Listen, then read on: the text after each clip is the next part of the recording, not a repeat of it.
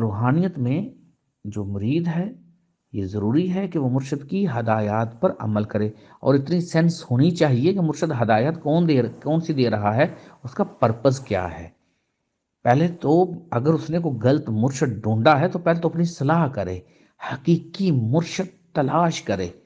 دوبارہ کہہ رہا ہوں، ایسا مرشد جو اپنے علم اور معرفت میں بے مثال ہو، کمال ہو، وہ ہوتا ہے حقیقی مرشد۔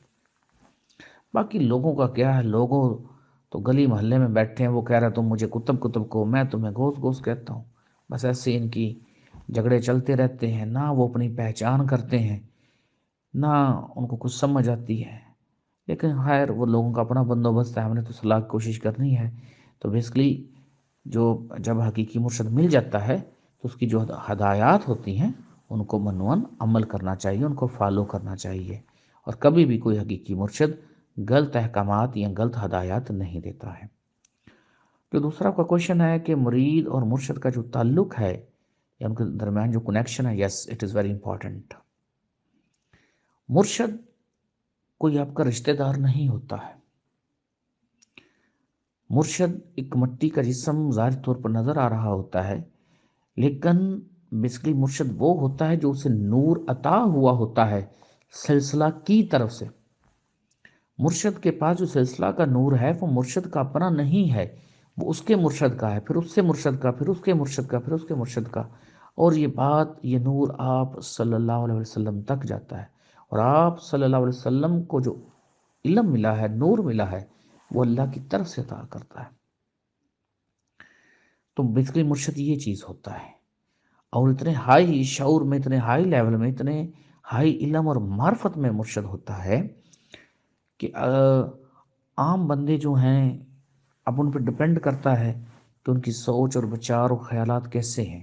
اگر تو مائنس میں ہیں، سمجھنے کے لیے اگر آپ کہہ لیں تو وہ شروع میں پرابلمس میں آتے ہیں، صفر میں ہے تو کچھ اور ہے، پلس کم ہے تو اور کچھ، پلس زیادہ تو کچھ اور، پلس اور آگے زیادہ ہے تو کچھ اور۔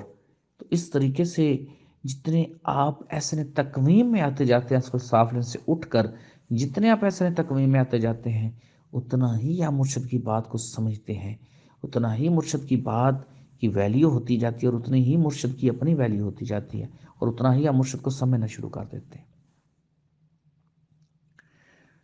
تو مرشد کے درمیان اب ظاہری طور پر جو مرشد ہے، آپ صلی اللہ علیہ وسلم کے جو دور میں جتنے بھی صحابہ کرام ہیں یا جتنی بھی اس وقت خواتین تھیں، ان سب کو کلمہ کس نے پڑھایا ہے؟ آپ صلی اللہ علیہ وسلم نے پڑھایا ہے۔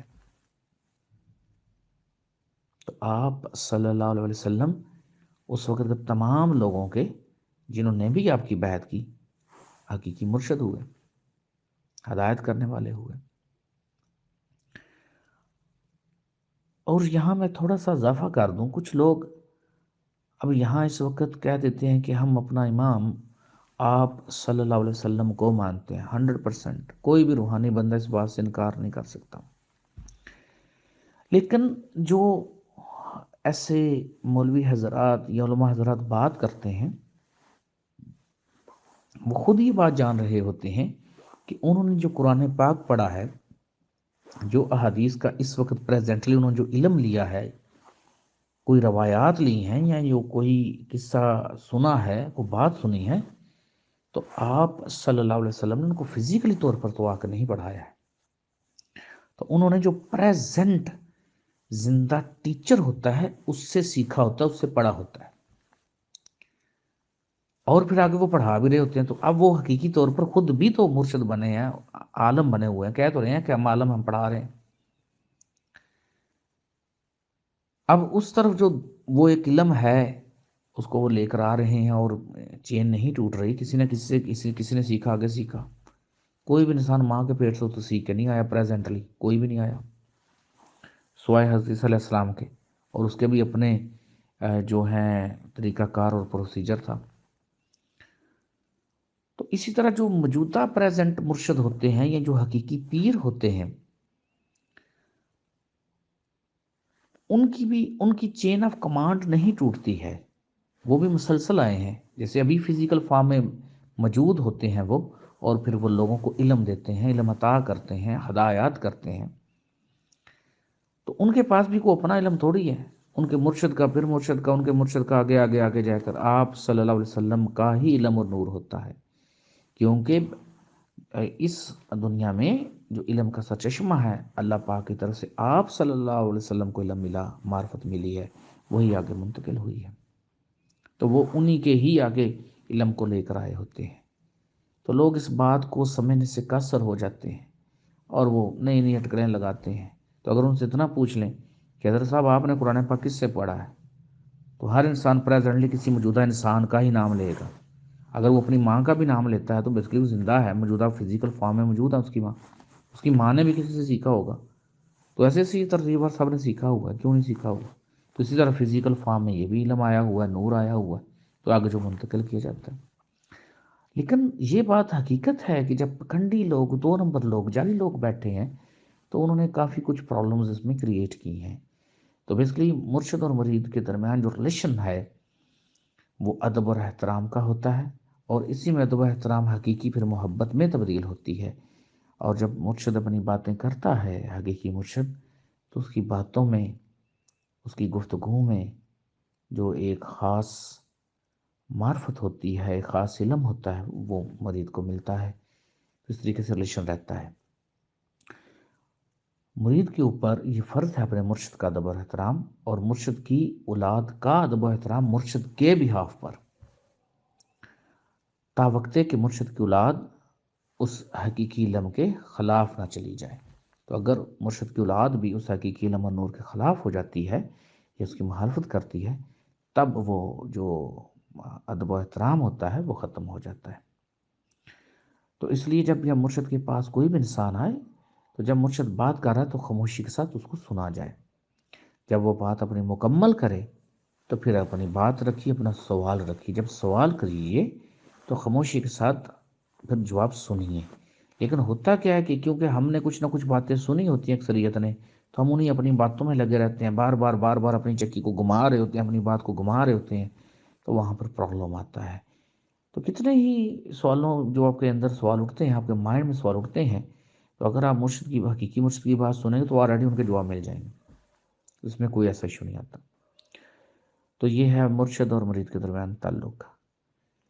تیسرا جو کویشچن ہے آپ کا کہ جو دربار شریف ہوتے ہیں یا حقیقی ولی اللہ کے جو مزار ہوتے ہیں تو وہاں پر جا کر جو مراقبہ کیا جاتا ہے تو نور و انرجی کی مقدار بڑھتی ہے۔ یہاں پر بھی دو طرزوں میں آپ اس سوال کو سمجھیں گے۔ ایک تو یہ ہماری اپنی نفسیات، فار ایگزامپل ہم جب بچپن میں اکثریت ہماری ہوتی ہے تو ہمیں ڈرایا گیا ہوتا ہے دیوار کے پیچھے یہ جن ہے، کچھ ڑیل ہے، فلاں ہے، وہ کالی مائی کھڑی ہے، فلاں ہے، تو وہ جو چیزیں ہوتی ہیں وہ ڈیٹا ہوتا ہے ہمارے مائنڈ پر، وہ چھپ جاتا ہے۔ آپ دیکھیے گا کہ ویسے آپ کو خیالات نہیں آئیں گے، لیکن آپ کوئی اکیلی سنسان جگہ پر چلے جائیں تو وہاں پر وہ خیالات بڑے امڑ کر آتے ہیں، سب کانشیس اتنے خیالات آپ کو لاتا ہے کہ آپ حیران ہو جاتے ہیں۔ اس لیے ہمیں اپنے بچوں کو کبھی بھی یہ ڈرانا ڈرونا نہیں چاہیے، بلکہ ہمیں کہنا چاہیے کہ اللہ پاک ہمارے ساتھ ہیں، اللہ کا نور ہمارے ساتھ ہے، اور جو اللہ کے فرشتے ہیں وہ ہمارے ساتھ ہیں جو ہماری مدد کرتے ہیں۔ ہمیں شیاطین کی بجائے، جنوں چڑیلوں کے بجائے اپنے بچوں کو اینجلز کے بارے میں بتانا چاہیے کہ جو اللہ پاک کی ایک نیک مخلوق ہے، اور قدرت کے ہاتھ ہیں جو قدرت کے معاملات کو چلاتے ہیں اللہ پاک کے حکم سے، تو ہمیں ان کے بارے میں اپنے بچوں کو بتانا چاہیے، اور بیسکلی ہمیں اپنے بچوں کو ان کی صلاحیتوں کے بارے میں بتانا چاہیے کہ ہم انسان جو ہیں بطور خلیفہ پیدا ہوئے ہیں، ہمارے اندر اللہ پاک کا نور ہے اور ہم ایک نور ہیں، اور ہمیں اپنی تلاش کرنی ہے۔ تو ہمیں اپنی پہلے تو خود یہ تعلیم حاصل کریں، پھر اپنے بچوں کو یہ تعلیم دینی چاہیے۔ تو یہاں جب ایک تو طرز یہ ہوئی کہ جب آپ کی نفسیاتی طور پر آپ کسی دربار پر جاتے ہیں، قطع نظر اس کے کہ وہ دربار صحیح ہے کہ نہیں، 98% درباروں کی اگر آپ وہاں پر قبر کشائی کریں تو اندر سے گلے سڑے جسم ہی نکلیں گے، اور لوگ بس بیٹھے ہیں، گدی نشین بیٹھے ہیں، اور ایک دھندا چل رہا ہے ان لوگوں کا۔ تو آپ کی جو نفسیات ہے، کیونکہ وہ دربار ایک ماحول ہے، اب ساکن سا ماحول وہاں ہے، تو آپ کی یہ نفسیات ہے کہ یہاں ایک دربار میں بیٹھا ہوں تو یس وہاں پہ کچھ ایکشنز ہو سکتے ہیں. اچھا کیونکہ آپ کی اپنی نفسیات، آپ اپنے آپ کو ریلیکسیشن میں فیل کر رہے ہیں تو ایسا ممکن ہے. دوسرا اس کا یہ ہے کہ آپ حقیقی دربار پہ پہنچے، حقیقی ولی اللہ کے دربار پہ پہنچے. تو جو حقیقی ولی اللہ ہوتے ہیں، اللہ پاک نے جیسا کہ فرمایا صورت احزاب میں کہ وہ اور اس کے فرشتے مومنین پر یصلی کرتے ہیں.